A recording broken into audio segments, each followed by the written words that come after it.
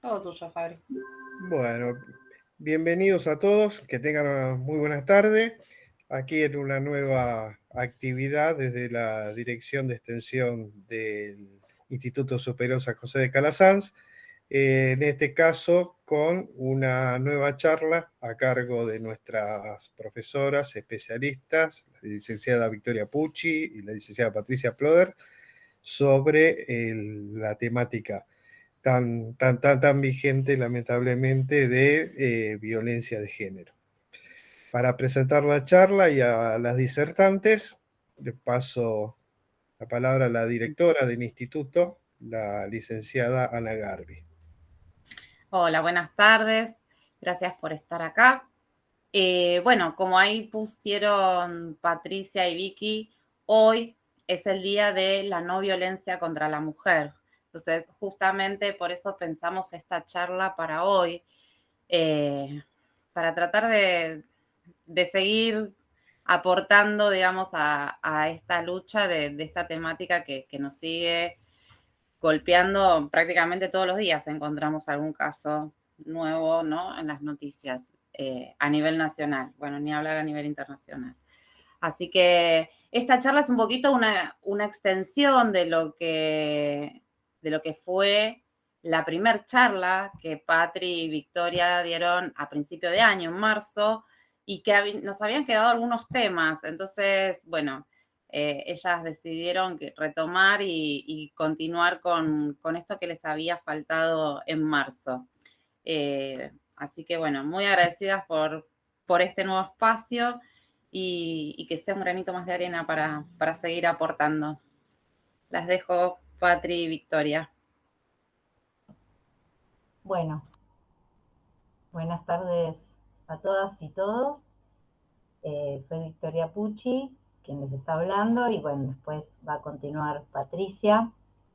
Un poco Ana ya adelantó el motivo de esta charla de hoy, el día que elegimos, que tiene que ver con el día que se conmemora eh, el Día Internacional de la Eliminación de la Violencia contra la Mujer. Un poco también como decía Ana, hacemos esta segunda parte de temas que nos habían quedado pendientes, ¿sí? Y bueno, aprovechamos justo el 25 de noviembre para hacerlo. Queremos contarles por qué se conmemora el 25 de noviembre. Tiene que ver con el año 1960, en donde tres hermanas, Patria, Minerva y María Teresa Mirabal, fueron brutalmente asesinadas en su país, República Dominicana, por su militancia de oposición al gobierno del entonces dictador Trujillo. A las hermanas Mirabal las apodaban las mariposas y se convirtieron con el correr de los años en el mayor exponente de la lucha contra la violencia hacia las mujeres. En aquellos tiempos en los que el destino de una mujer era obedecer y lo que se esperaba de ella era que permanecieran en el ámbito de su casa, cuidando a sus hijas, hijos y maridos, sin cuestionar nada, ellas hicieron mucho más. Tomaron una posición, exigieron para ellas y sus compatriotas poder vivir en libertad y eso les costó la vida. Por eso se conmemora el 25 de noviembre. Sabemos que la violencia machista está en jaque, que el patriarcado lentamente se va debilitando a partir de la lucha que vienen teniendo organizaciones y movimientos de mujeres en todo el mundo. Esto va permitiendo que la historia vaya cambiando y también se va visibilizando sus padecimientos. Bueno, Patria ahí está compartiendo la definición de qué es la violencia contra las mujeres, que es la definición que está en la ley 26485,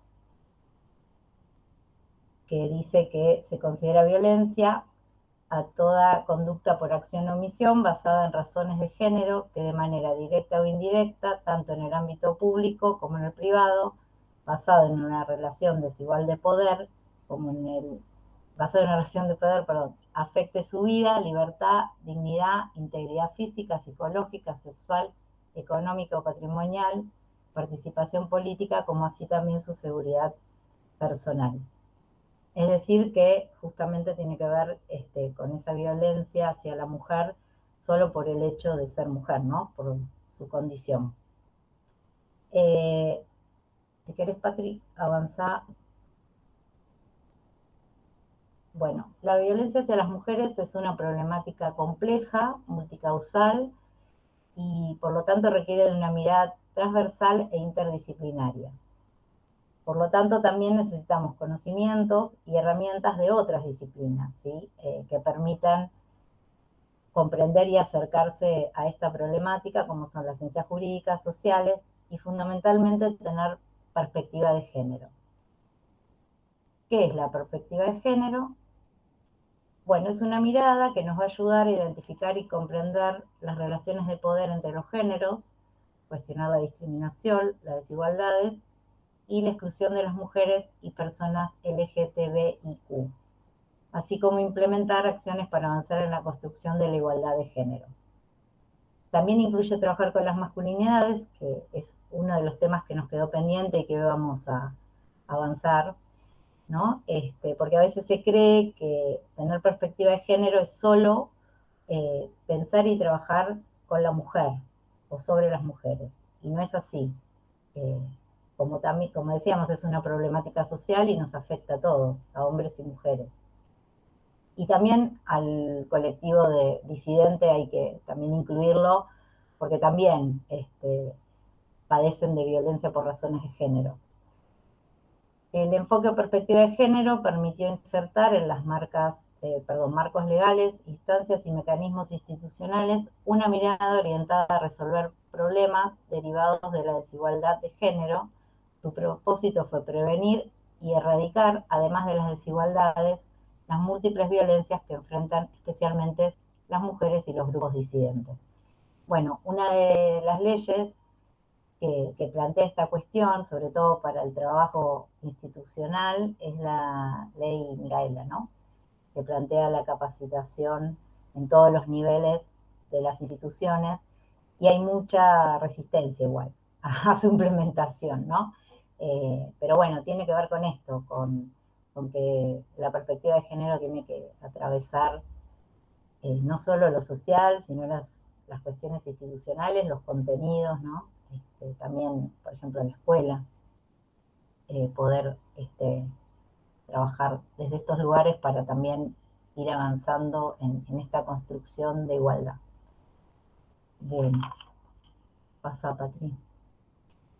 La otra vez habíamos hablado de que hay distintos tipos de violencia y también diferentes formas de manifestarse. La más frecuente y por la que más se suele consultar es la violencia doméstica, que incluye todo lo que tiene que ver con la violencia entre un hombre y una mujer, como pareja, amante, matrimonio, novio, ¿sí? Pero tiene que ver con un vínculo de pareja. Esa es la más frecuente.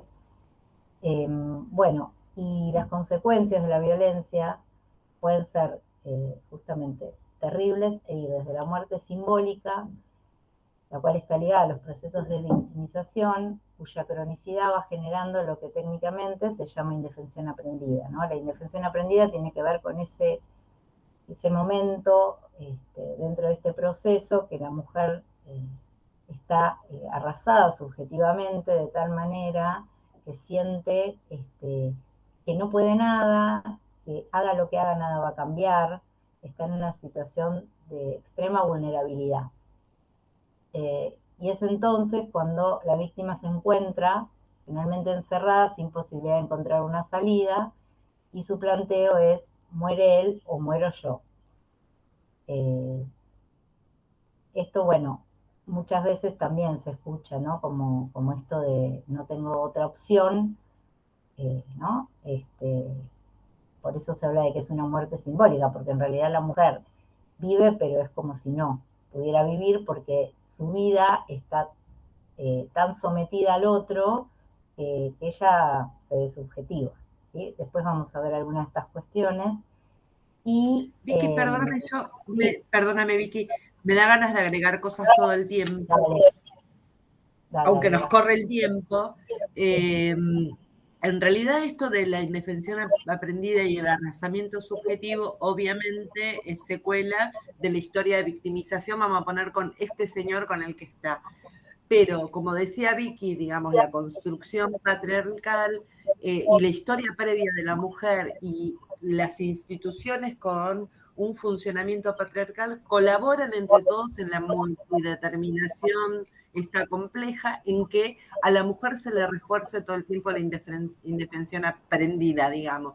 Si va al equipo de orientación y le dicen, bueno, vos callate, entendés lo que está enojado, o va al hospital y plantea algo, o la primera denuncia no tiene respuesta, vamos a decir, adecuada, todo esto colabora en la indefensión aprendida. No es solo consecuencia del accionar del agresor. Sí, está bien lo que agrega Patri, y algo para agregar por ahí también, que tiene que ver con esto de cómo abordar la problemática, es justamente, ¿no?, pensar que aparte de la historia que puede tener esta mujer, porque a veces eso es lo único que se piensa, ¿no?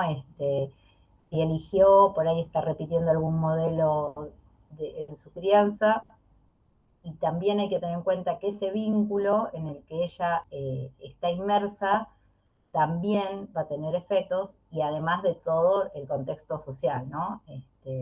También va a incidir en este proceso. Lo que siempre se plantea es que la mujer nunca es la misma cuando sale de estos vínculos, ¿sí? Y estos efectos son los que hay que trabajar muchísimo, que también vamos a ver un posible abordaje, que es el grupal. En el otro extremo de la muerte simbólica tendríamos la muerte física, que es el femicidio, y ahí voy a dejar a Patri que continúe con el tema de femicidio.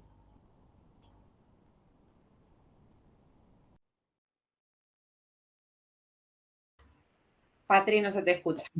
Estaba sin audio, perdón.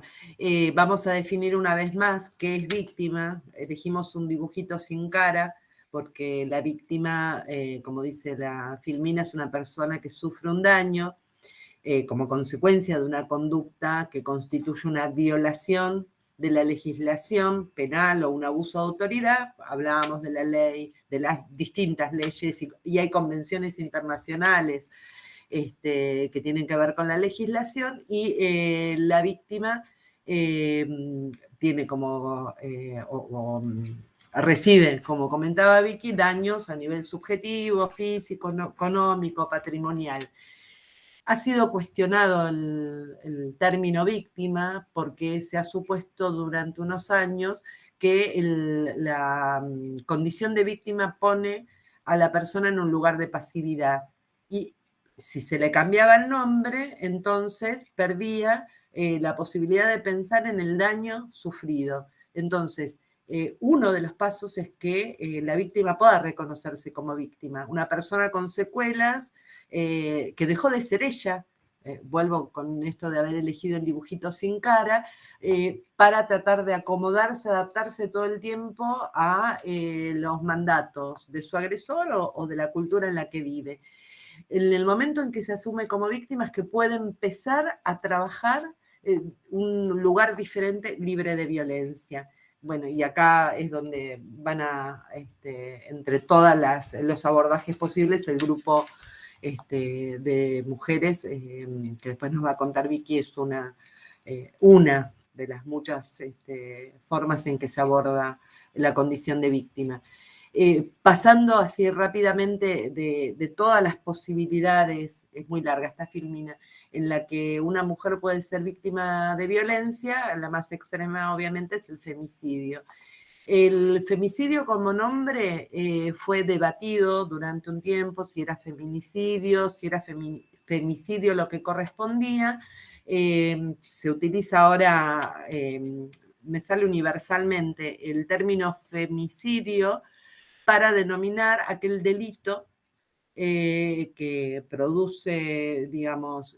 ejerce un hombre contra una mujer por razones de género. ¿sí? Una mujer que es asesinada junto con su familia en ocasión de robo no es un femicidio, porque no la está matando porque es mujer. Los está matando a todos o en un banco o etcétera, porque bueno, están ahí, pum, pum, pum, pum, denme las billeteras, los celulares, va. El femicidio ocurre concretamente por razones de género. Acá pusimos dos definiciones, una es de Jorge Garaventa, que es un argentino que trabaja mucho en esto, dice que no es un crimen más, ni todo asesinato de una mujer puede llamarse así, que era lo que les decía recién. Tiene características fundantes específicas, ya que el femicida condena a la mujer a la pena capital, no en cualquier momento, sino cuando decide asumir el ejercicio de su autonomía sexual, afectiva, económica. Y quería hacer una aclaración más.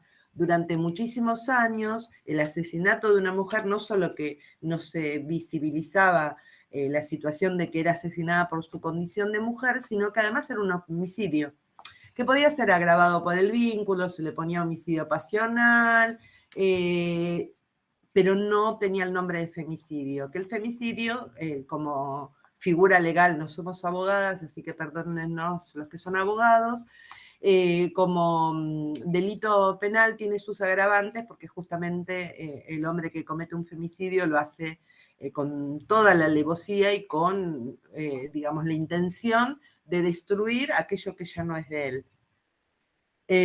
Bueno, y Ana Fernández es otra autora argentina, los dos que pusimos ahí son psicólogos.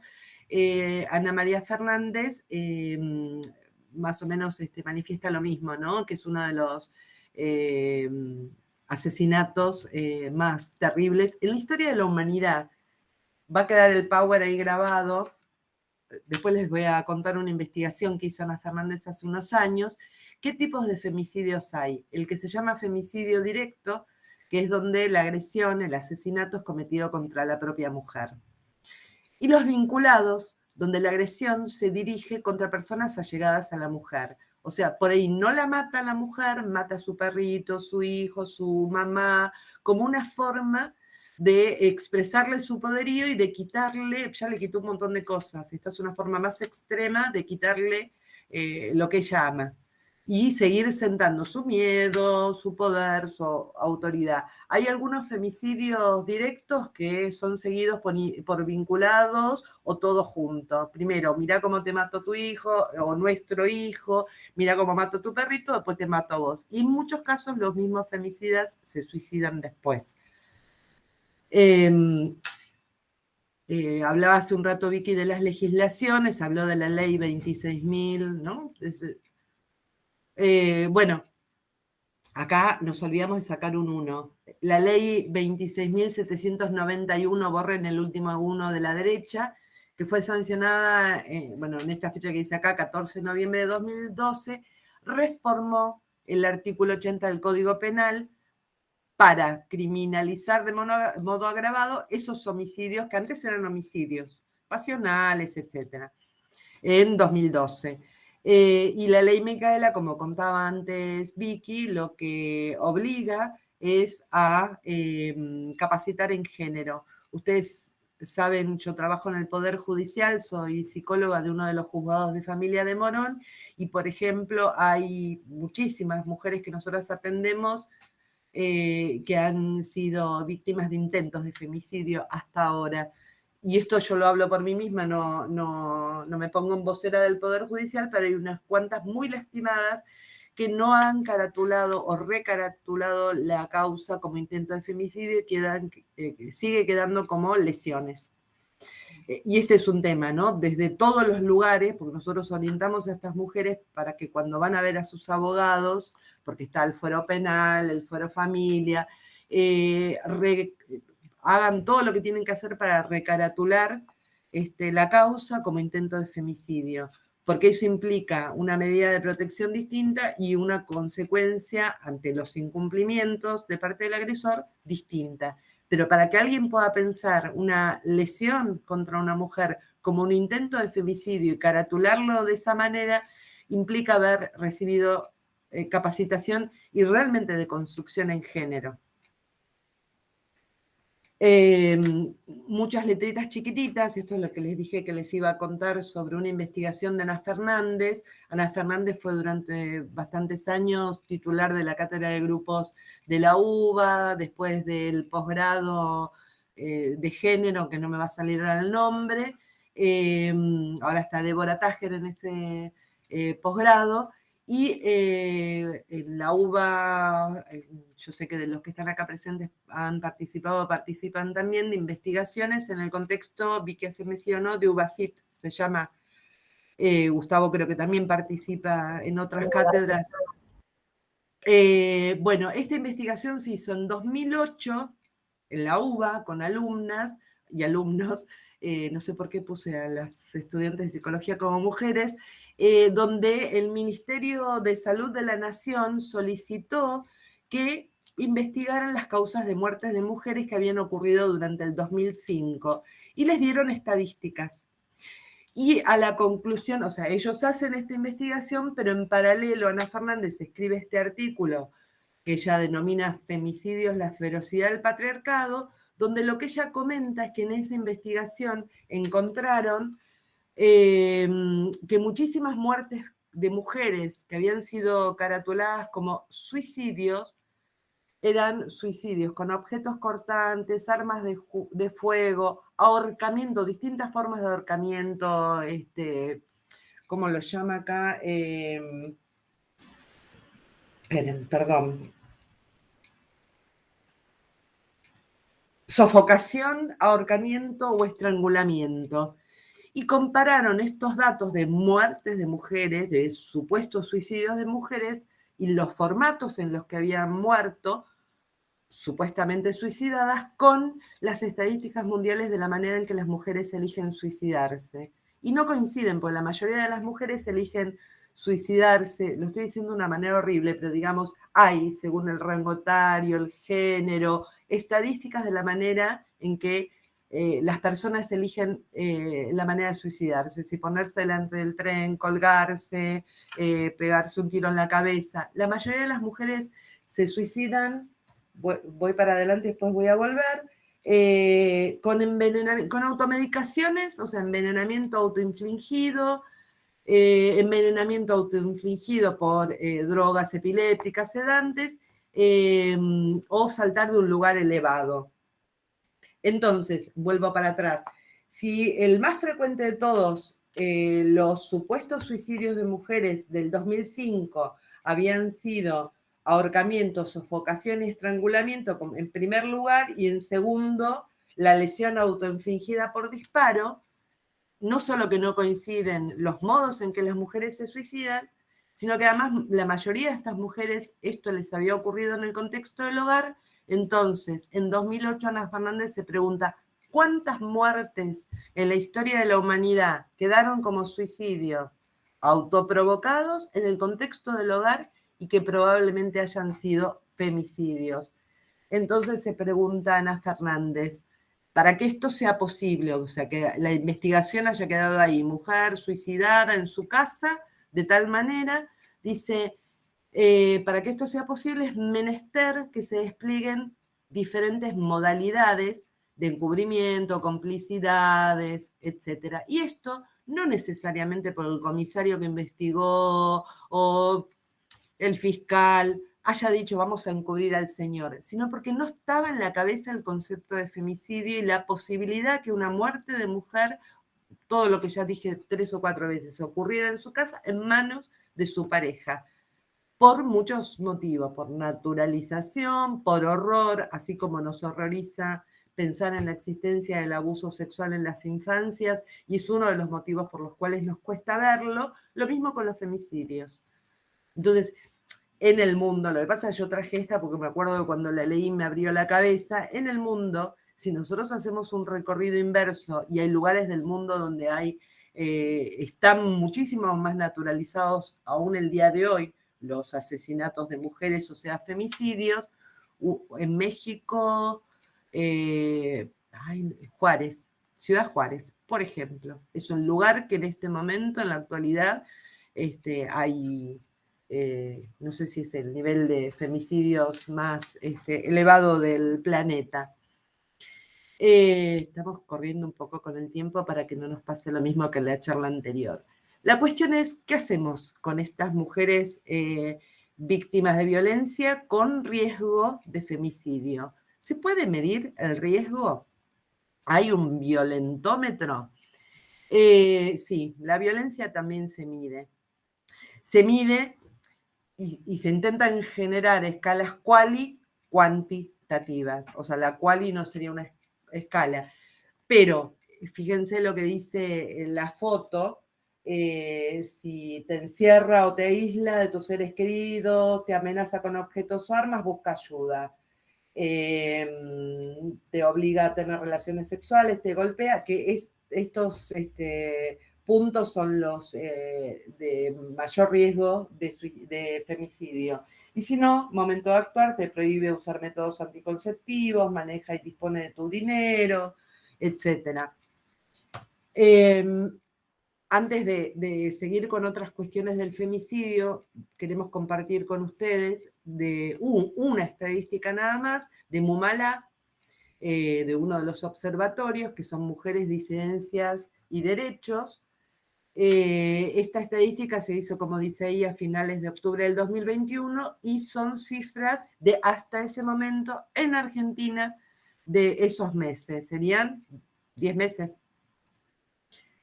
En 10 meses hubo 189 femicidios, de los cuales 160 fueron directos, ¿se acuerdan que les habíamos dicho la matan a la mujer? 23 en total vinculados, 5 de niña o mujer y 18 de niños varones.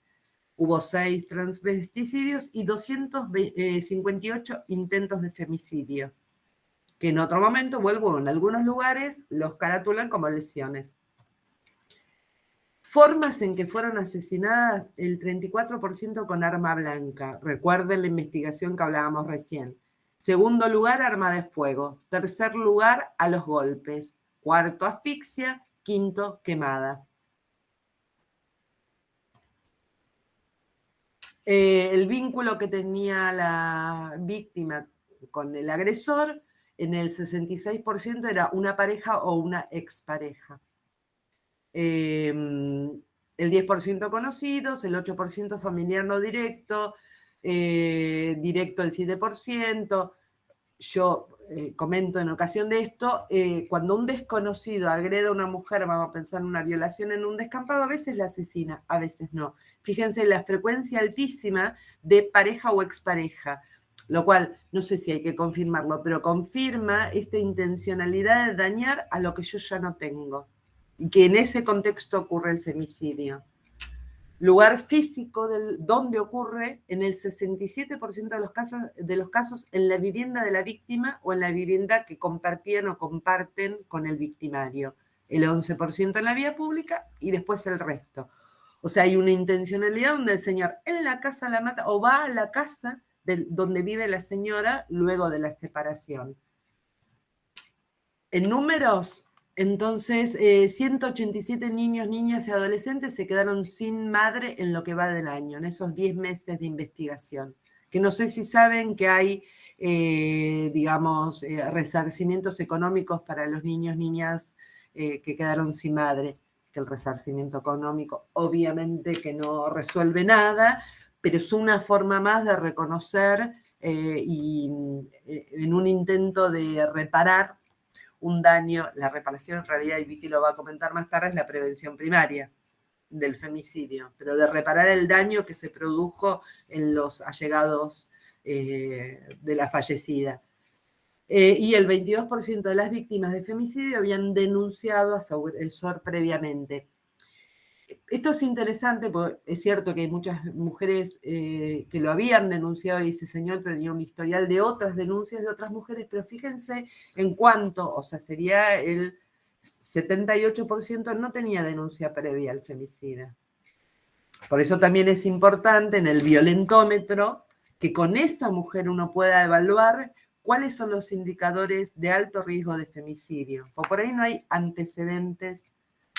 Las edades de las víctimas, el 55% de las víctimas tenían entre 19 y 40 años, más grandes, o sea, de 45 a 60, un 23%, y 10% de 0 a 18, 10% más de 60.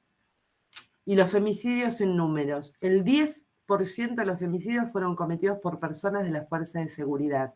Esto es una de las preguntas clave. También tiene arma, digamos, a su disponibilidad. El 11% de los femicidios tenía antecedentes penales por violencia de género, el 16% de los agresores luego se suicidó y el 7% de los agresores intentó suicidarse. La tasa nacional dice que Argentina posee una tasa de femicidios de 0,75 cada 100.000 mujeres. Sigue siendo la estadística de una mujer cada 30 horas, más o menos.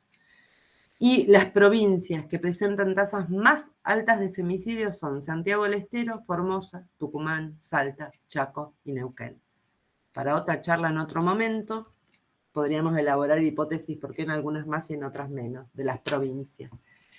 Y muy también abuelo de pájaro, yo les comentaba de la evaluación del riesgo de femicidio. La evaluación se realiza en una entrevista con una mujer. La entrevista consta de una parte de entrevista abierta, otra semiestructurada, donde uno registra afectos, discurso coherente, verosímil, mientras va registrando cuantitativamente, no necesariamente con la escala, pero sí determinadas cuestiones que hacen, vuelvo a la elevación del riesgo.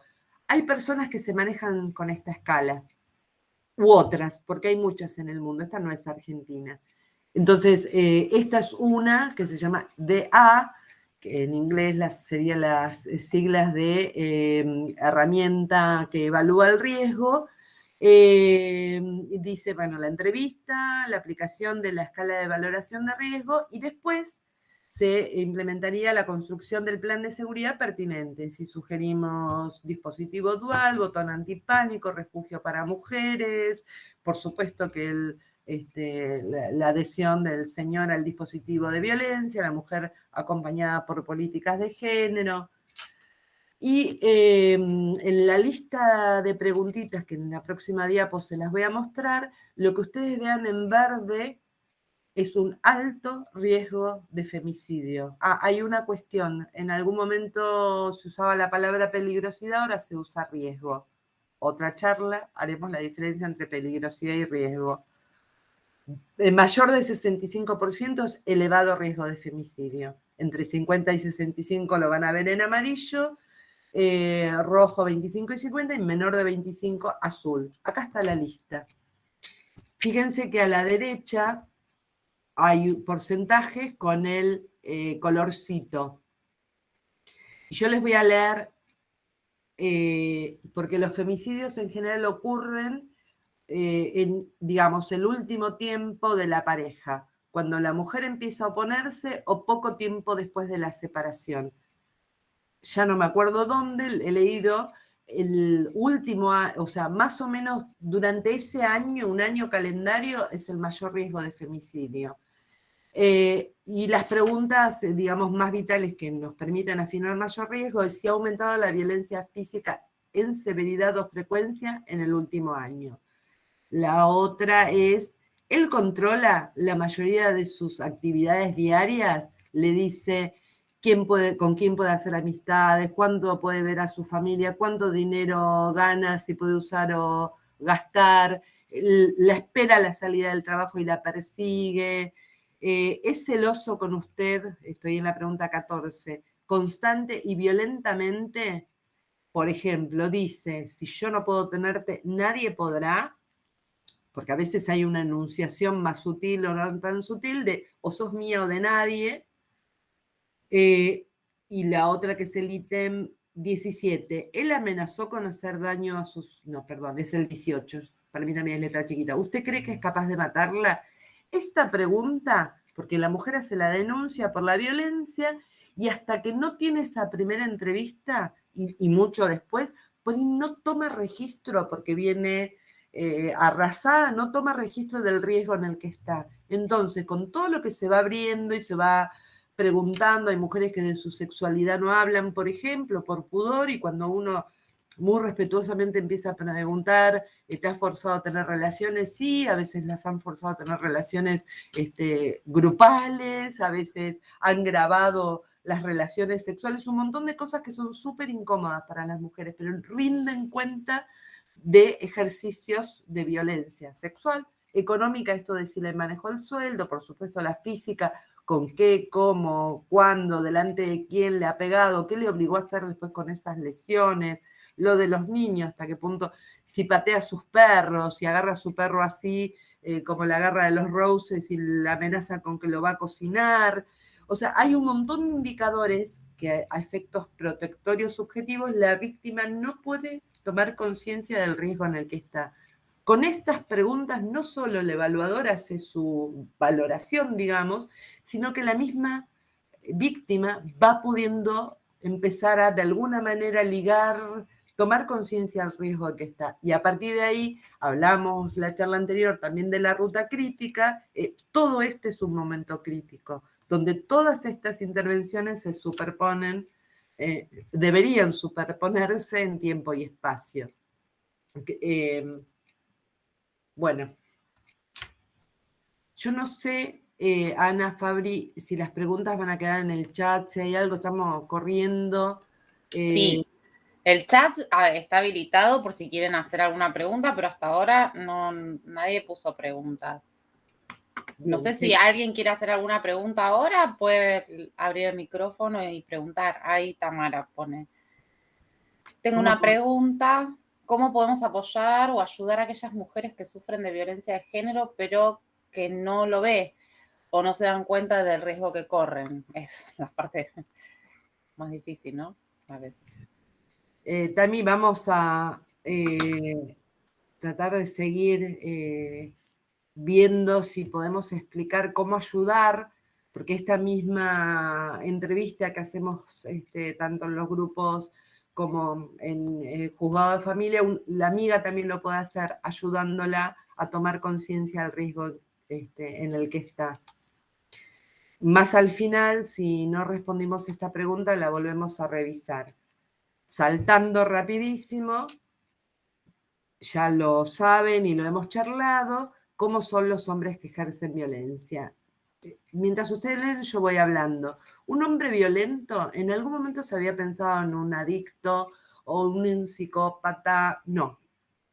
O sea, tener una patología tipo psicopatía o tener una adicción empeora la violencia, pero el hombre que ejerce violencia necesita sentar su poder, su hegemonía por sobre las diversidades de género. Entonces degrada, leo los títulos nomás, las primeras palabras, degrada verbalmente, ataca a los puntos de vulnerabilidad del otro, cuestiona las decisiones del otro, controla económicamente y manipula el ingreso de dinero, se obsesiona por el control de los vínculos y situaciones que lo rodean, pueden presentar la doble cara del que ejerce violencia. En un primer momento es alguien seductor, romántico, algo de esto contamos la charla anterior, y va oscilando entre el seductor, bueno, divino, enamorador, encantador, a episodios más sutiles o menos sutiles,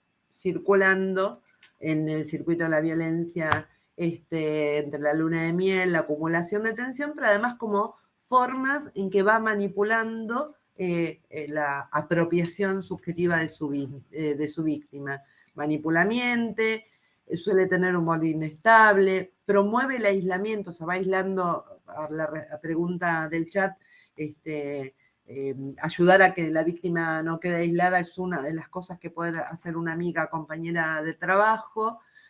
Puede amenazar con matarse, si vos me denunciás, te mato o me mato, y hasta podría hacer una videollamada con el arma en la cabeza de mira lo que estoy por hacer, levantar la denuncia. Puede agredir físicamente en lugares visibles o no visibles.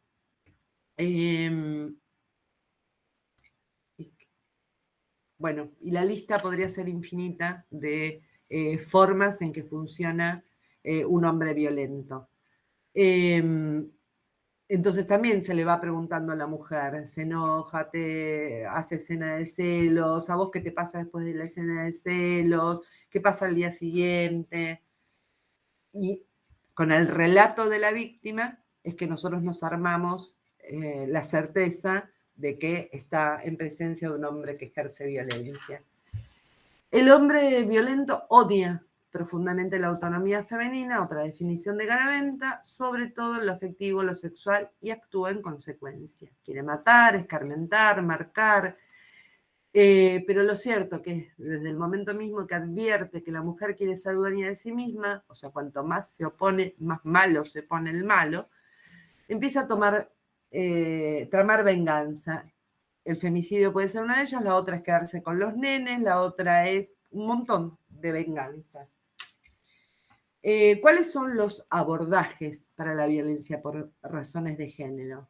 Esto, volvemos al principio. Vicky, no sé si querés seguir vos. Bueno, no sé cómo, a ver,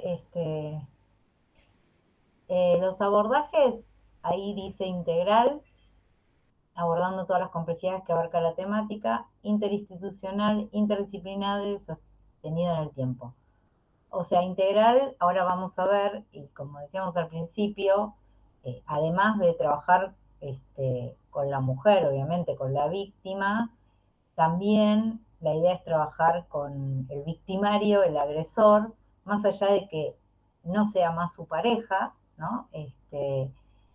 Y también que esto a veces trae ciertas reticencias a la mujer, muchas veces cuando plantea que siente que solo a ella le indica que tiene que hacer un tratamiento o concurrir a un espacio, y qué pasa con el hombre, ¿no?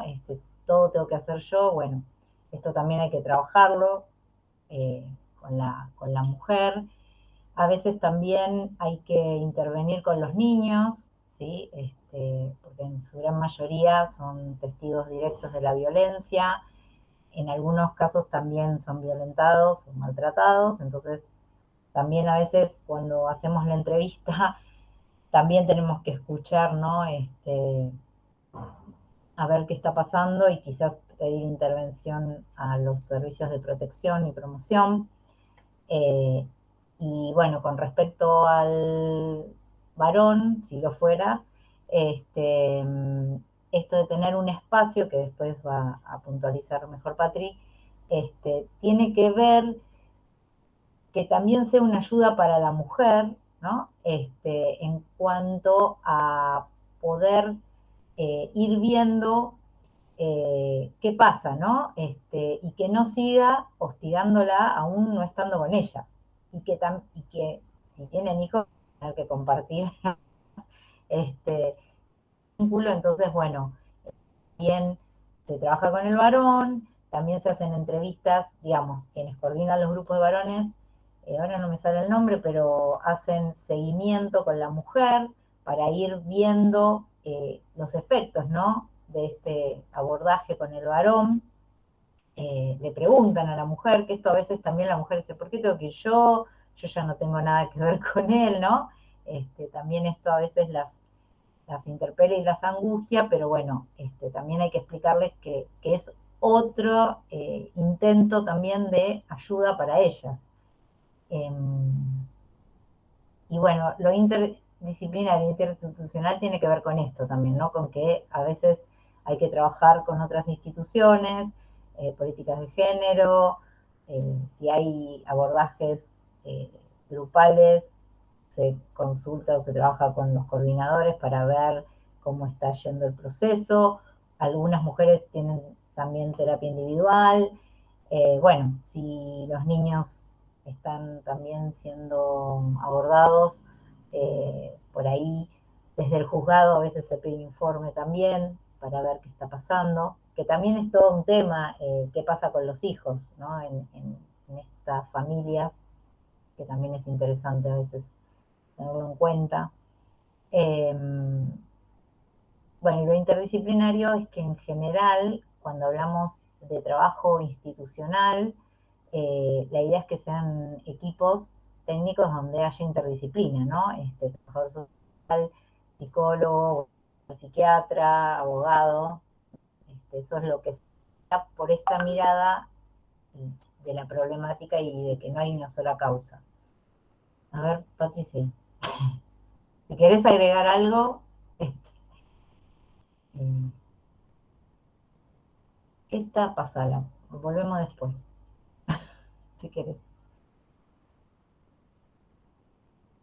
Bueno, el modelo ecológico es una de las posibilidades de abordaje, de lectura, digamos, ¿no? De la situación y también para poder, como modelo teórico, digamos, puede ser una de las posibilidades, ¿no? Teniendo en cuenta el macrosistema, sistema y el microsistema. El macrosistema tiene que ver con las culturas por las que el sujeto transitó y obviamente que son productoras de subjetividad y esta, sea la mujer o el varón, va a estar atravesado obviamente por ello. Bueno, el exosistema tiene que ver con la interacción que cada individuo tiene con las instituciones y con grupos de pares. Bueno, esto también uno lo evalúa, ¿no? En las entrevistas, viendo a ver si hay redes de apoyo o no, si cuenta con familia o no, bueno, si trabaja, si no, bueno, todo lo que uno puede también ir armando, como decía Patri, un poco la historia de las violencias y cuán aislada está la mujer, ¿no? Y bueno, el microsistema es la interacción que cada individuo tiene con sus grupos primarios. Esto tiene más que ver con la dinámica de la familia, ¿no? Los vínculos. También algo a decir es que conociendo el perfil del agresor también, ¿no? Se puede evaluar qué tipo de vínculo, porque bueno, en algunos, como decía Patri, se da algo más del orden de lo cíclico, otro es más psicopático, entonces, o perverso, el agresor, y eso también hay que tenerlo en cuenta porque es más difícil el trabajo según el perfil del agresor y el riesgo, ¿no? Eso, bueno, también da para hablar bastante, pero digamos que generalmente aquel que tiene un perfil más de lo cíclico, ¿no? Que tiene que ver con este círculo de la violencia, es el que tiene más, mejor pronóstico, digamos, ¿no? Que el que es más psicopático y que también es más riesgoso, claramente, ¿no? Por las características mismas de personalidad.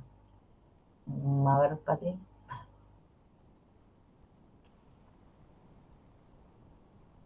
En el imaginario. Bueno, ahora después vemos los comentarios. Bueno, como decíamos, abordajes posibles para trabajar los efectos de la violencia. Hay el dispositivo grupal y también el abordaje individual, cosa que no se excluyen. Una mujer puede tener un tratamiento psicológico individual y también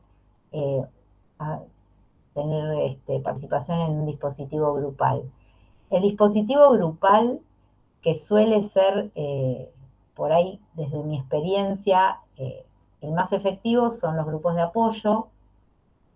La verdad es que para salir de la violencia me parece que es necesario poderlo hacer en grupo. Y sobre todo en estos grupos, las mujeres comparten una misma problemática, por eso son grupos homogéneos. Si querés, adelanta, Patri. La siguiente. Otra más. Ahí está. Porque comparten... Perdón, sí. perdón, yo soy de interrumpir por naturaleza. Yo después voy a contar algunas cosas de las que dijiste del varón cíclico Sí. pero quería agregar algo más, volviendo a los espacios de tratamiento individual. Muchísimas veces ocurre que, vamos, varones, mujeres tienen obra social, medicina prepaga y concurren a tratamientos individuales con profesionales que tampoco tienen perspectiva de género. Entonces, digamos, esta es una búsqueda, una orientación, una derivación importante a tener en cuenta, porque Vicky nos va a contar sobre el abordaje grupal, pero en lo individual, bueno, hay muchos profesionales que no tienen perspectiva de género. Entonces, bueno, si al tiempo contaremos cuál es la diferencia de hacer un abordaje terapéutico individual con o sin perspectiva de género. Claro.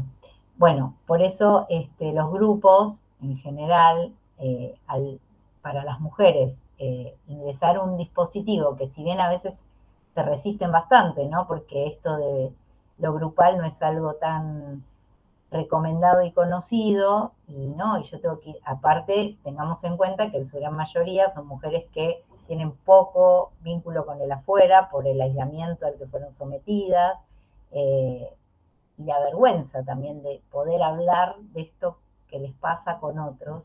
Entonces, hay como cierta resistencia. Pero una vez que llegan al espacio de grupo y se encuentran con que les resuena, ¿no?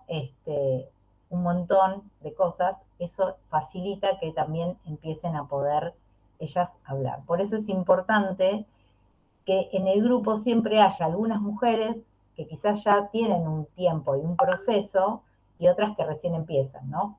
Para hacer ese equilibrio y también funcionar como cometabolizadores, ¿no? De eso que van planteando las nuevas, porque cuando las nuevas empiezan a darse cuenta que ese espacio son escuchadas y su palabra tiene valor, que también la palabra de la mujer víctima es totalmente desvalorizada constantemente, hay momentos donde la catarsis es un montón, ¿no? Por eso, digamos, es importante este equilibrio, ¿no? Con las que recién empiezan y necesitan por ahí de ese momento y las que ya lo pasaron, entonces se van sosteniendo y se va armando esta red que es lo que tiene de saludable y funciona en los grupos, ¿no?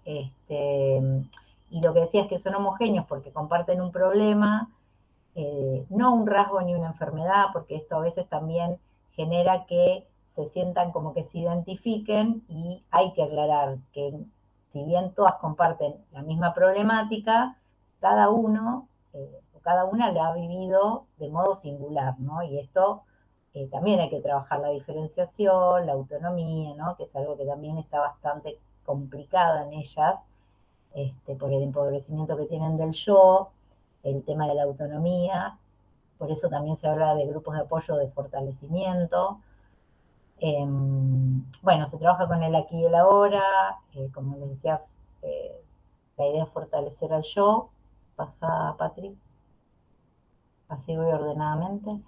Bueno, como decía Patri, y alguna de las preguntas que tenía que ver esto de cómo ayudar, muchas veces la mujer, aun cuando ingresa al grupo, todavía no se considera víctima, o cree que, o no termina de entender por ahí por qué está ahí, pero el grupo le ayuda y empieza a construir este lugar de, víctima y empezar a poder desnaturalizar un montón de cuestiones que estaban totalmente naturalizadas, y que aparte, vuelvo a esto, viene de un par, ¿sí?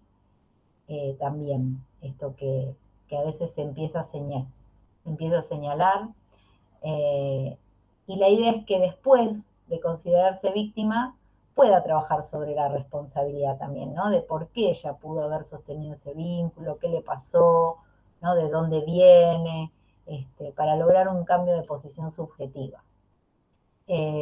Bueno, generar una red de apuntalamiento.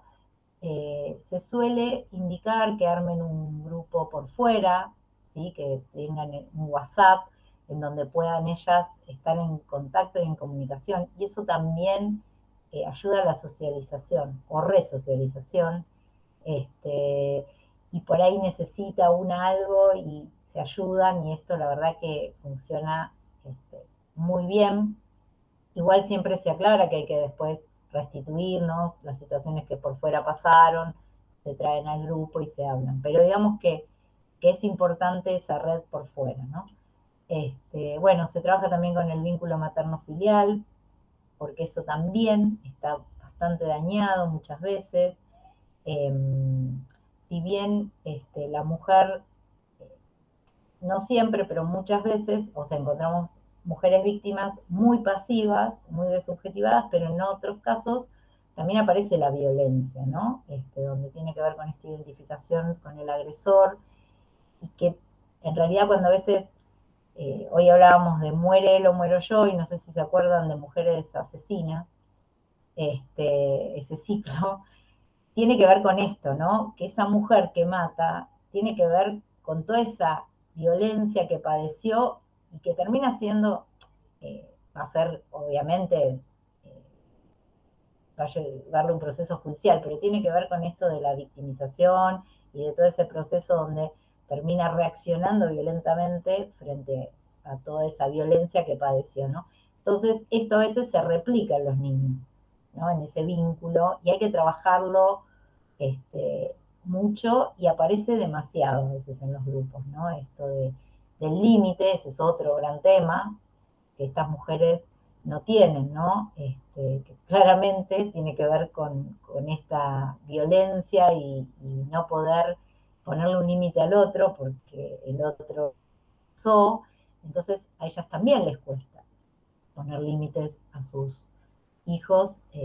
Muchos también, después que el hombre se va, el padre ocupa en ese lugar, entonces también ahí entra una lucha de poder, y bueno, todo esto también se aborda en el grupo, se intenta, ¿no? Bueno, se sensibiliza y concientiza sobre los riesgos a los que están expuestas ella y los niños a su cargo, porque muchas veces también esto se minimiza, ¿no? O una dice, no, a mí me me quiso tirar por el balcón, y una dice, ah, no, lo mío fue mucho menor.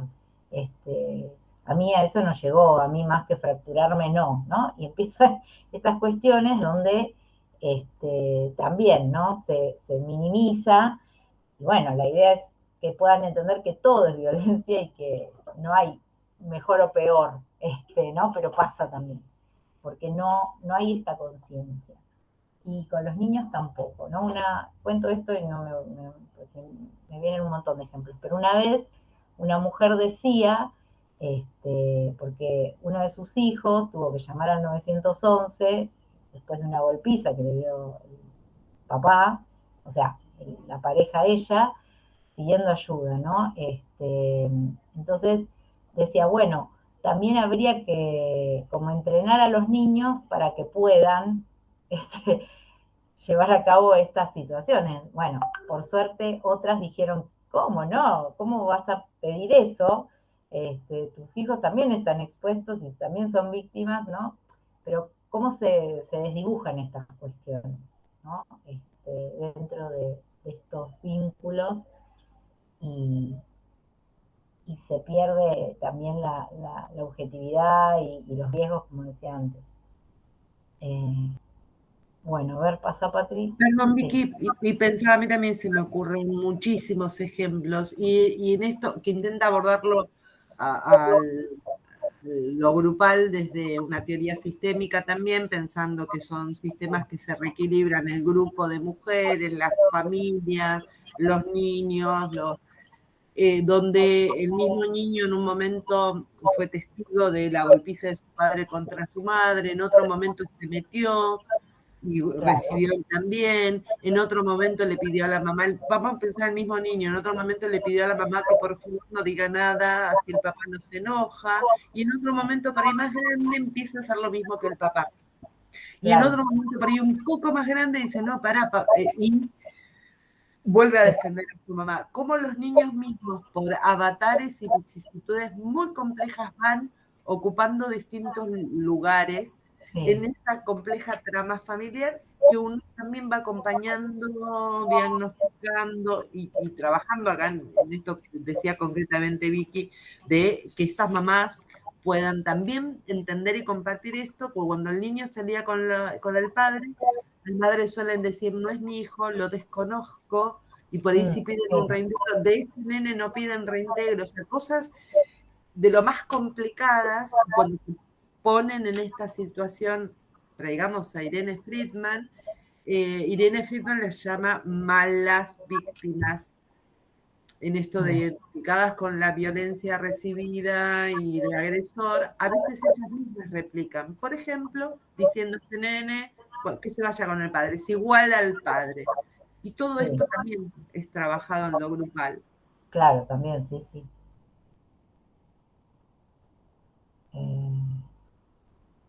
Bueno, promueve poder pensar, poner en palabras, esto también, ¿no? De poder decir, que la mujer empiece a poder decir lo que le pasa, lo que siente, cosa que también está totalmente silenciada, anulada. Y bueno, esto, la violencia tiene que ver con esto de la falta de palabra, ¿no? De ese mediatizador que es la palabra. Entonces, justamente lo que promueve el grupo es que esto circule, ¿no? Bueno, el coordinador lo que va a hacer es ayudar a pensar, señalar espacios de significación, preservar el encuadre de trabajo, la memoria del grupo, la terciaridad, la palabra y el conocimiento.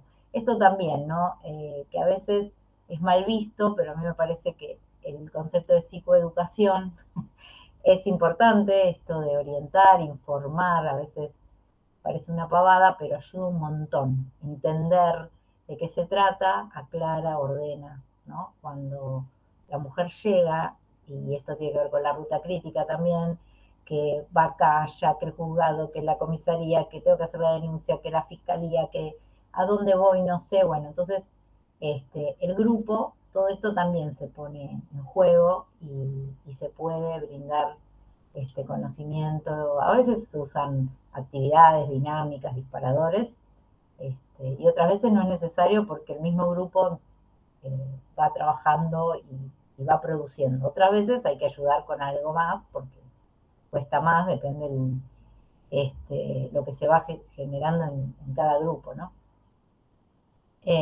Bueno, lo traumático se vuelve pensable, situaciones disociadas, desafectivizadas, se empiezan a ligar, integrar al yo como propias. Esto también, sobre todo situaciones que han sido traumáticas, a veces, bueno, el psiquismo lo que hace es disociar. Eh, Aparece mucho el tema del abuso sexual en la infancia. Esto también en el grupo es un tema que surge mucho y resuena también, entonces es algo que también se trabaja.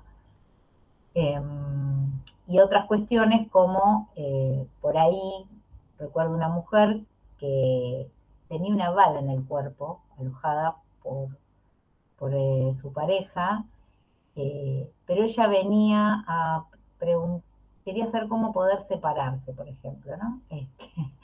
Y bueno, fue todo un trabajo que ella pudiera, tenía una bala en el cuerpo, o sea, pero estaba justamente alojada ahí de años y ella no, actualmente no era víctima, ella quería, pero seguía conviviendo y no se podía separar, ¿no? Bueno, estas cuestiones también, empezar a trabajarlas y a integrarlas, porque, ¿no? Quedan como desafectivizadas y ahí. Bueno, Patri, seguí y creo que,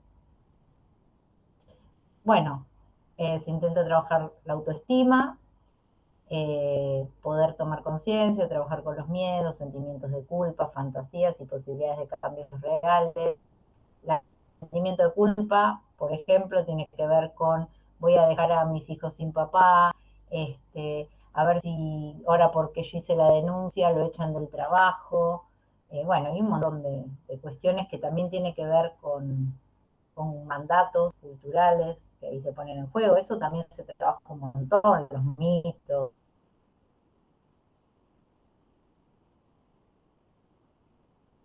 ¿no? No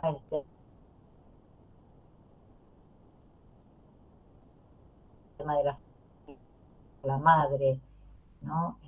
Cuando la mujer empieza también a tener más autonomía, ¿por qué o no volvés con él, o enseguida tiene que estar de pareja, ¿no? Como estas cuestiones que tienen que ver con lo cultural y que le generan culpa a la mujer. Y bueno, esto también se trabaja mucho en grupo. Bueno, tomar conciencia de vínculos o situaciones violentos en los cuales están involucradas, trabajar el concepto de responsabilidad que te decía antes. Y bueno, si querés, Patri, seguimos porque no nos queda mucho tiempo. Con para adelante. Lo voy a hacer muy Porque hay mucho para general, ¿no? El grupo así de hablas varones, un poco de ahora avanzo porque pusimos muy pocas diapos con el grupo de varones, pero el grupo de varones tiene esa función psicosocioeducativa también, se hace con mucha más necesidad, digamos, teórica, clínica, una entrevista inicial para discriminar con qué tipo de estructura se cuenta, con qué posibilidades se cuenta en ese varón de que realmente forme parte de un grupo. Y en general, vi que hablaba más temprano de los que son o más psicopáticos o más perversos, en general no existe la posibilidad de incluirlos en un grupo, porque de alguna manera hasta desbandan el funcionamiento grupal y no tienen, hay un concepto súper importante que tiene que ver con lo psicoanalítico, ¿qué pasa con la demanda de un tratamiento? En un grupo, primero que se les obliga a los varones que ejercen violencia a generar su adhesión a dispositivo para varones que ejercen violencia. Entonces no hay demanda. Ninguno va porque quiere. Como los coordinadores de ese dispositivo primero evalúan cuánto pueden co-construir la demanda de ese hombre a una instancia individual o grupal. Hay determinadas estructuras que se estima que jamás van a construir una demanda. Y eso, bueno, son abordajes individuales. Los otros que sí se incluyen en un grupo, los criterios son un poco los que comentó Vicky, o distintos criterios de cómo incluir a este señor acá, en esta modalidad mixta de personas que han recorrido ya un camino con nuevos, digamos, con criterios que, bueno, cada evaluador o cada grupo lo va construyendo. Se ha encontrado en la coordinación de los grupos, en algún momento se ha supuesto que haya una mujer coordinando, una mujer y un varón podía ser negativo, y en realidad en algunos dispositivos se encontró, digamos, la utilidad que los coordinadores fueran un varón y una mujer.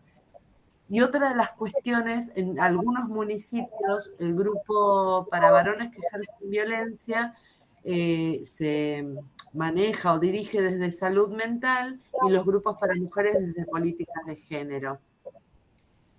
Como un intento también me sale dividir las aguas, ¿no? O sea, pensar que el dispositivo para varones es un requisito para determinadas cuestiones. Si el varón incumple las medidas de protección, incumple la adhesión a los tratamientos, etcétera, debería tener o tendría supuestamente un efecto jurídico, pero por el otro lado pensando que es un dispositivo, aunque sea psicosocioeducativo, terapéutico en el varón principalmente, porque hay algo que él hace, que produce enfermedad, digamos, lesiones en el otro, entonces que él sepa que esto es un dispositivo para la salud mental de sus hijos y de su pareja, expareja, lo que él está obligado a adherir.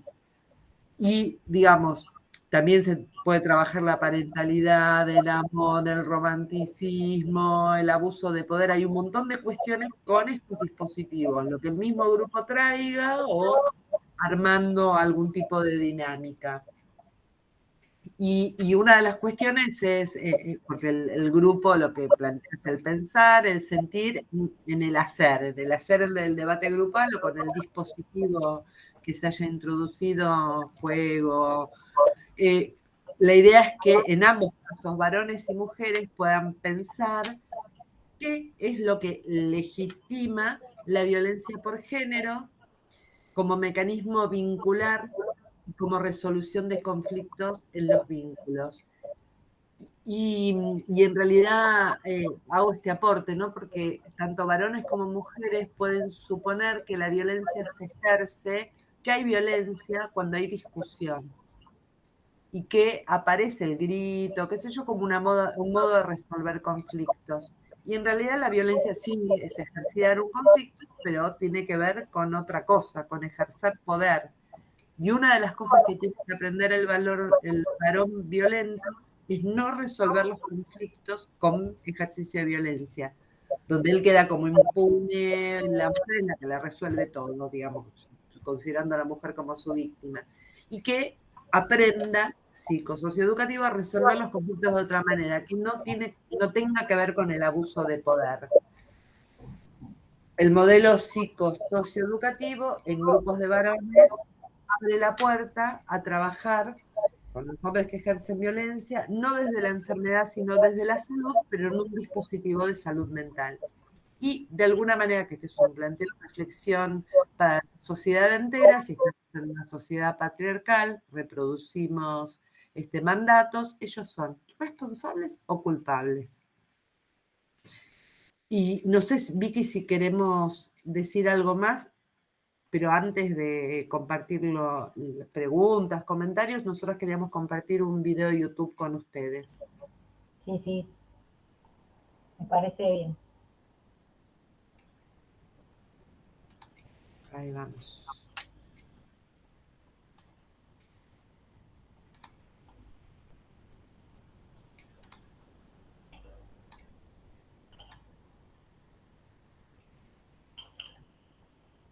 Que digan siempre, que digan siempre.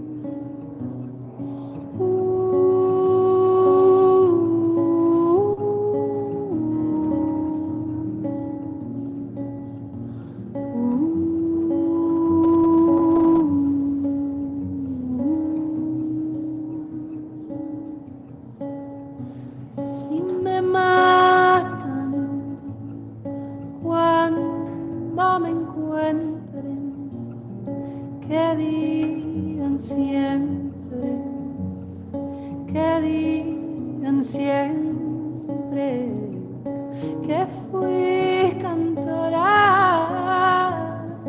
viviendo sueños, que como todas crecí con miedo y aún así salí solita a ver estrellas, andar los días y aún así salí solita a ver estrellas, amar a la vida. Si me matan, si es que me encuentran, llénenme de flores, cúbranme de tierra, que yo seré semilla para las que vienen, que ya nadie nos calla, ya nada nos contiene, y que suenen los cantos como un manto tibio, curándonos la herida de lo que hemos perdido, y que un grito cual trueno nos arranque del duelo. Nos han quitado tanto, nos quitaron el miedo.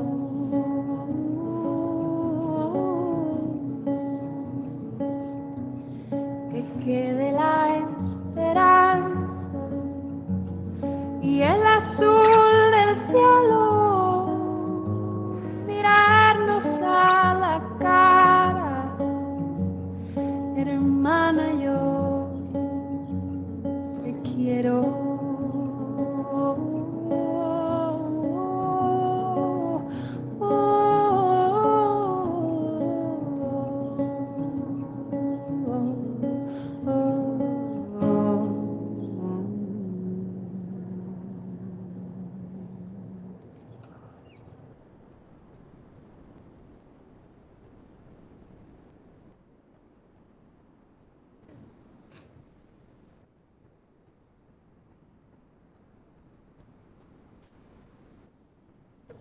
Un abracito.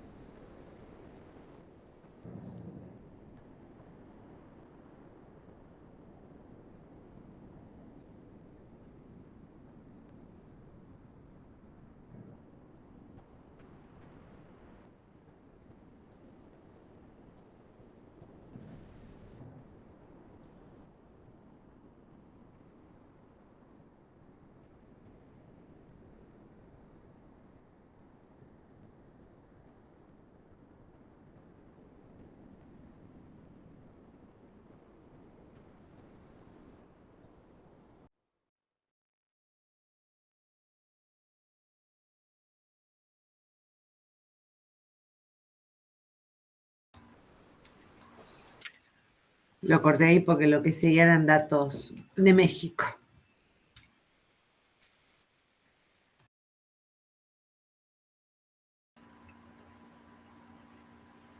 Yo creo que quedamos todos como las chicas que estaban acompañando a la que cantaba, ¿no?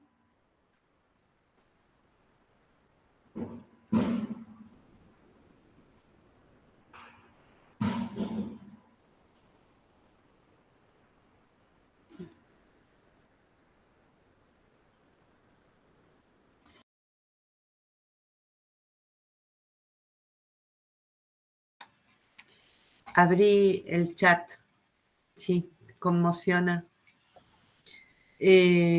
También, bueno, había preguntado esto de cómo podíamos ayudar, no sé si lo respondimos, y Gustavo comentó, me impactó el dato de cómo la naturalización de la violencia de género en el imaginario social produce su invisibilización.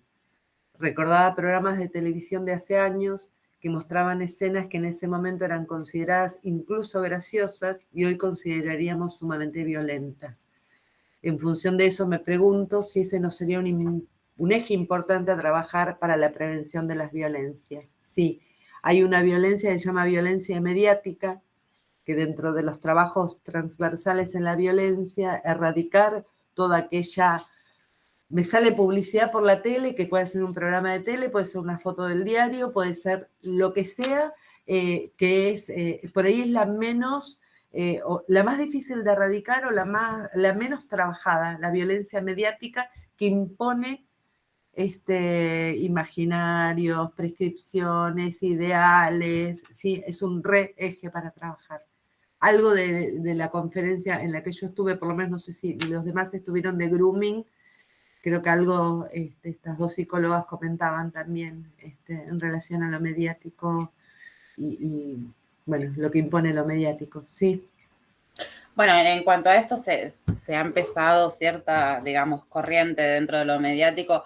Por ejemplo, hoy vemos comerciales de productos de limpieza para el hogar donde la que limpia no es la mujer. ¿Por qué tiene que ser la mujer? Digo, el hombre también vive en una casa y la tiene que limpiar.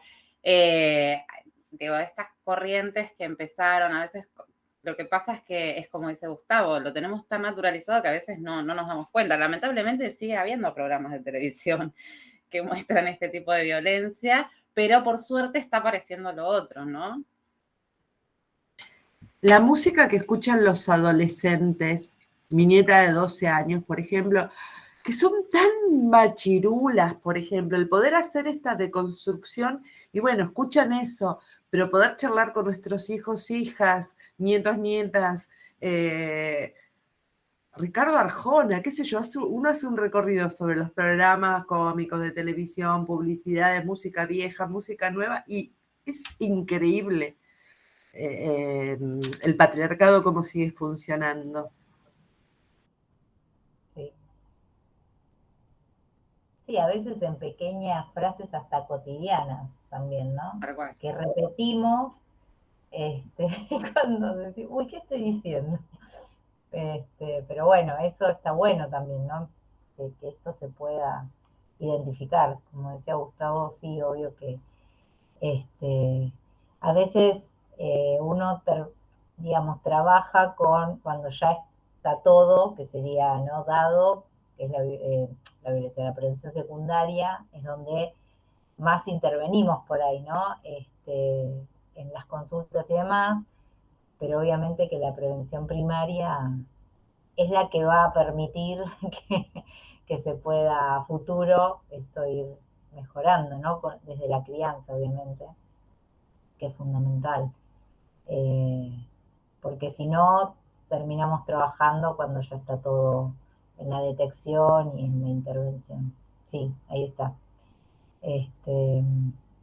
Parámetros culturales, bueno, desiguales de lo femenino y lo masculino, que se transmiten de generación en generación, ampliar derechos, la equidad de género, todo esto tiene que ver con la prevención primaria. Ahí me apareció la lámina, pero bueno, un poquito tiene que ver con eso, esa lámina, ¿no? De cómo la prevención secundaria, bueno, ya vamos a hacer algo sobre lo que ya se dañó, digamos, pero la primaria es la que, me parece, sobre la que hay que ponerle mayor énfasis también, desde las instituciones, desde la familia, por eso siempre decimos que es importante si trabajamos no solo con los niños o adolescentes, sino también invitar a los padres, hacer talleres con los padres, que son también quienes transmiten un montón en la familia a través de la crianza. Eso también es fundamental, no solo con los chicos, ¿no? Sí, la erradicación de la violencia por género está incluida dentro de lo que sería la prevención primaria para llegar al no ejercicio de la violencia por género. Sí. Y esta filmina la habíamos pasado largo. Teníamos que... Sí, porque era para el final, en realidad. Era para el final. Yo quería hacer un comentario. No sé si se me escucha. Sí. ¿Qué tal? Yo soy Laura, no sé, para los que no me conocen, trabajo en un jardín, soy directora de un jardín y estas cosas que pasan mucho. Y me parece que está bueno lo del grupo, sobre todo en un principio cuando viene una mujer golpeada, hay que ayudarla a darse cuenta, a tomar conciencia de que es víctima y que si un día fue un puñetazo, al otro día puede pasarle por el auto por encima o que esta violencia va a seguir, porque ellas no toman conciencia de la gravedad y como decía Patri, minimizan. Y aparte del ejemplo y de lo que están viviendo los hijos que no se dan cuenta y de que se puede salir de esa situación. Y es muy importante la participación en grupos porque el grupo ayuda a sostener la decisión, por ejemplo, de mantener una perimetral, de mantener la denuncia, porque a veces pasan los meses y no lo vuelven a modificar o no lo vuelven a hacer la denuncia porque se cansan, porque hay problemas económicos, porque les cuesta vivir con los hijos y se sienten presionadas por toda la situación social. Yo trabajo en un jardín en Williams Morris y me ha pasado, por ejemplo, de una mujer que venga, que la expareja la atropelló con el auto y la arrastró en la moto y que vino toda lastimada. Y entonces le ofrecí acompañarla a hacer la denuncia y ella estaba como aterrorizada. En ese momento no quiso, pero después le traté de preguntarle con quién vivía, si no había un padre, un hermano, un familiar que la pudiera acompañar. Me dijo que lo iba a pensar. Después al otro día la llamé por teléfono porque justo era un viernes y la llamé para decirle de nuevo si quería que la acompañe a hacer la denuncia. Y me dijo, no sé, voy a ver si hablo con mi papá porque tengo miedo que mi papá se entera, lo mate. Que mi papá sabe que él me hizo esto, lo mate. Y le dije, no, no lo va a hacer. Tu papá no lo va a matar, él te tiene que acompañar. Finalmente lo fue, hizo la denuncia. Pero lo que a mí me sorprendió, que cuando yo la llamé para ofrecerle mi ayuda y mi acompañamiento, me dijo, gracias por querer ayudarme. Yo pensaba que usted me llamaba para decirme que que no lleve más a los chicos porque yo tenía muchos problemas. Ella tenía tan dañada su autoestima que pensó que yo lo llamaba para que los chicos no vengan más. Y bueno, y de ahí en más trabajar con ella para bueno, que se trate, que después en realidad yo la derivé al equipo de género que trabaja en la municipalidad y bueno, la fueron asesorando, participó en un grupo y pudo sostener esa denuncia. Después se hizo la denuncia legal, bueno, el hombre, como ya tenía una restricción de otra persona, terminó escapándose a Misiones, bueno, pero no se acercó más a ella. El tema me parece que es fortalecer ese yo, esa autoestima para que pueda sostener ese alejamiento de la persona. Pero bueno, estas situaciones impactan cuando uno la ve a la persona tan lastimada y que se te queman todos los libros. Sí, Y ahí no igual sabes. lo que vos decís es algo que se aclara muchas veces, ¿no? Que es un proceso y que es como una espiral muchas veces, porque a veces también avanzan, retroceden, y entonces después se sienten culpables porque por ahí dicen, bueno, flaqueé, no pude, bueno, pero es parte del proceso, ¿no? Y lo importante es que ellas sigan en el espacio donde no se tienen que sentir juzgadas también, ¿no? Eso es importantísimo. Y se aclara que aunque vuelvan con la pareja, el grupo, o sea, pueden seguir viniendo, porque la idea es esa, ¿no? Porque sabemos que es parte de ese proceso que vuelvan a veces, ¿no? Es parte de lo que tienen que transitar a veces. Y bueno, pero realmente cuando se ven los avances, y ellas mismas se sorprenden unas de otras y se hacen devoluciones entre ellas y dice, ¿vos te acordás cuándo empezaste? ¿No? Y los mismos logros los pueden ir reconociendo. Este, así que la Y verdad después que también lo que se ve en los chicos, porque a veces la madre no dice nada, pero se ve en el juego de los niños, en el jardín de sí, infantes. Por ejemplo, había un nene que cuando jugaba a las compañeritas les tiraba cuchillos de plástico. Y resulta que después su pareja, la pareja de la mamá, le tiraba cuchillos de verdad a la casa. claro. Sí, Que a sí. uno le parece increíble, pero no. Mm. No sé. Y sí. Yo pensaba en esto que planteamos, ¿no? De la formación en género y las instituciones, la interdisciplina, la interinstitucionalidad. Qué importante que es que el abordaje se ha hecho desde todos los lugares, ¿no? La escuela, desde todos los actores institucionales, desde la familia, esto de convocar al papá en este caso, y como decía Vicky, de lo largo y sostenido en el tiempo y complejo, la ruta crítica, esta llamada del día siguiente, desculpabilizar, o sea, cuántos ítems uno tiene que tener en cuenta para poder ir acompañando a lo largo del tiempo. Y yo quería agregar son dos violencias más en realidad, la económica y la patrimonial, la mediática, la física, la psicológica, simbólica, que muchísimas veces las mujeres víctimas cuando logran separarse, en muchos casos hacen una exclusión del señor, en otros casos se van ellas. Y imaginen todos los escenarios posibles, una casa propia, pero se van ellas con los hijos, entonces alquilan de acá para allá, terminan trabajando 12 horas,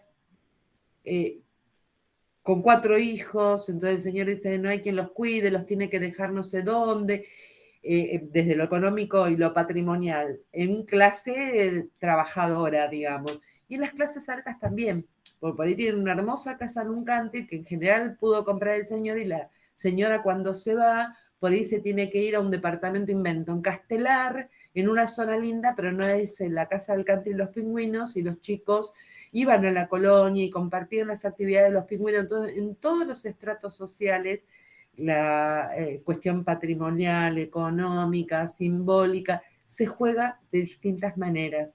Y en general es la mujer, digamos, la que pierde, y los niños, por supuesto, ¿no? Pero pierde la mujer un montón de cuestiones que las reflexiona respecto a sí misma y en relación a los chicos. Y ahí es donde él puede ejercer un nuevo embate y uno más y uno más.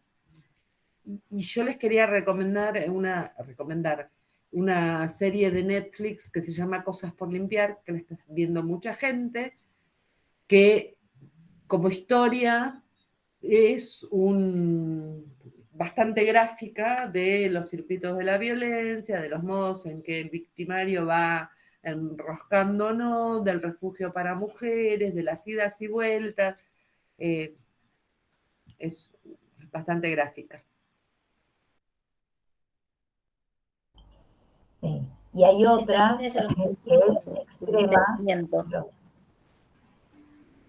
la que era muy de la chica importante. que es también, ahí se ve cómo hasta el final no se entiende, digamos, lo que le pasa a ella, pero ahí podemos ver efectos de lo traumático, por ejemplo, en las mujeres, esto del arrasamiento subjetivo, ¿no? A lo que se llega. No la voy a espolear, como dirían los adolescentes, porque se pierde la gracia, pero la verdad que es muy interesante ahí esa película, que también está en Netflix. Creo que en Netflix está como Mía, la chica del tren, donde, bueno, tiene que ver también con haber sido víctima y los efectos que tiene en la subjetividad, ¿no?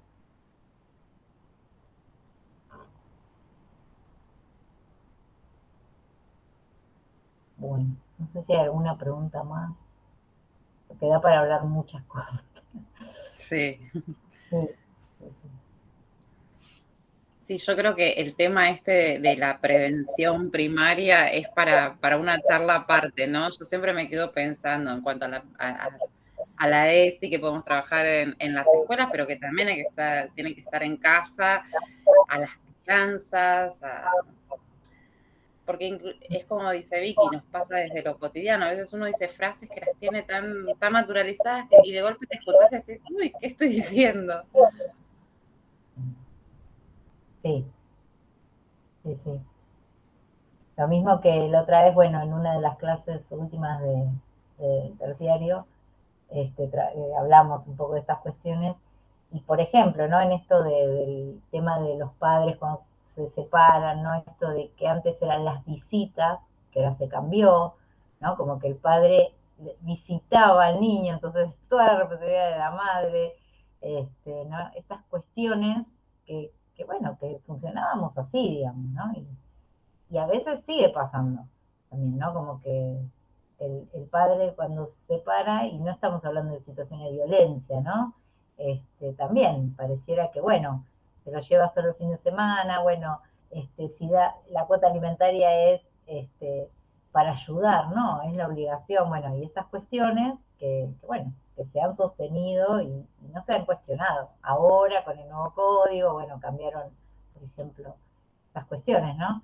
Pero y así uno empieza a mirar, si nos ponemos con la lupa, y bueno, encontramos por todos lados estas cosas.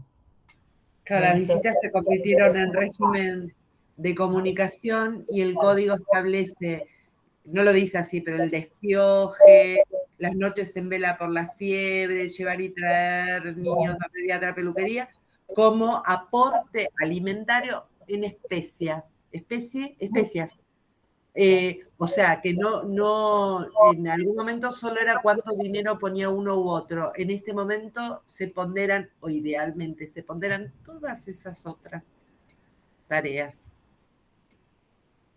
Claro. Por eso, pero digamos, estaba hasta en un código instalado, como que era así, Sí, sí, ¿no? sí. Por eso es tan difícil también erradicar estas cuestiones, ¿no? Sí, Y en la realidad muchas veces los padres cuando se separa la mujer se desentienden económicamente porque muchos trabajan en negro, o tienen trabajos informales en lo que es la parte baja y bueno, es difícil para la mujer poder sostener a los chicos sola. Entonces también esa presión económica hace que vuelvan. Y sí, también en también. la pandemia hubo muchos casos de violencia porque las mujeres tenían que convivir con los hombres violentos. por ahí que me pasó que iban a buscar la mercadería al jardín y los maridos capaz que la esperaban a 2 cuadras para amenazarlas. Entonces me decían, no puedo ir a buscar la mercadería porque mi marido me espera a 2 cuadras para amenazarme. Y entonces tratar de hacer redes para poder llevarle la mercadería a la casa. Fue muy difícil también la pandemia. Sí, complejizó muchas cosas. Patri, ¿qué es El link de YouTube es nuestra charla anterior. Ah, genial. Y porque hablábamos de muchas de estas cuestiones.